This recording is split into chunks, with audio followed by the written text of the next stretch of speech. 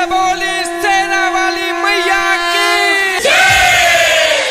भर देती हो झोली सबका जय मां शेरा वाली।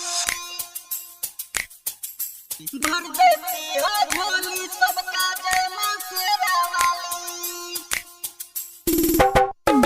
डीजे नीरज गद्दियानी। तेरे दर पे आए जो माँ जाए ना वो खाली। भर देती हो झोली सबका जय मां शेरा वाली। भर देती हो झोली सबका जय मां शेरा वाली। सबके हुके दुखवा तू तो डेलू मैया टाली। भर देती हो झोली सबका जय मां शेरा वाली। जय मां शेरा वाली। जय मां शेरा वाली। डीजे बोला बोला कामाख्या वाली मैया की गद्दियानी। हो झोली सबका जय मां शेरा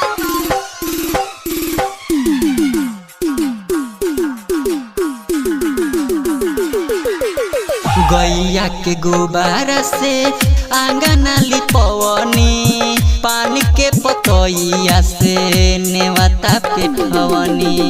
गैया के गोबारा से आंगन लिपवनी। पानी के पतैया से नेवता पेठवनी। जैरो पवले बानी कालसा धरवले बानी। जैरो पवले बानी कालसा धरवले बानी। बाजी न के पूत देलू कर देलू खुशहाली। भर देती हो झोली सबका जय मां शेरा वाली। सबके हुके दुखवा तू तो डेलू मैया टाली। भर देती हो झोली सबका जय मां शेरा वाली। डीजे नीरज। भर देती हो झोली सबका प्रेम से बोली शेरा वाली मैया की। भर देती हो झोली सबका जय मां शेरा वाली। बंटी राजा पदी ह तू धेनिया। लिखेले माई हरदम तोहरो भजनिया। बंटी राजा पदी ह तू धेनिया। लिखेले माई हरदम तोहरो भजनिया। राजकुमार ला दिखूल जन जय ह भूल।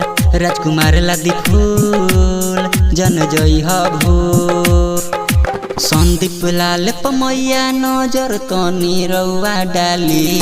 भर देती हो झोली सबका जय मां शेरा वाली। सबके हुके दुखवा तू तो डेलू मैया टाली। भर देती हो झोली सबका जय मां शेरा वाली। तेरे दर पे आए जो माँ जाए ना वो खाली। भर देती हो झोली सबका जय मां शेरा वाली। भर देती हो झोली सबका जय मां शेरा वाली। सबके हुके दुखवा तू तो डेलू मैया टाली।